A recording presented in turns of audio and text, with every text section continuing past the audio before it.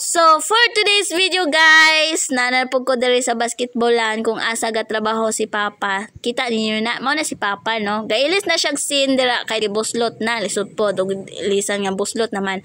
So, ako ipakita kung unsa ang kahago ni Papa para lang namo. So, butan kina kong father guys, gabi nakakugihan tanang trabaho iyang gisudlan para lang namo sa legal nga pamaagi ha, tanang sakripisyo og kusog og luha singot yan na nang giagwanta para namo aron mabuhi mi niya na nakakugihan akong papa na nakabutan mo nang proud kay ko nga siya akong papa.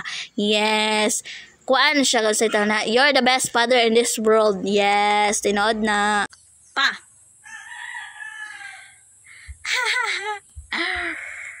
Wakbar! Ito na!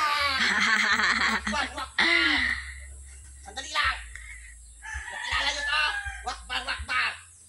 So, mao na akong papa guys, no, mao na yung gitrabaho dira. Si aw kaayo bisag lisod kining sitwasyon dira, no, joke gihapon.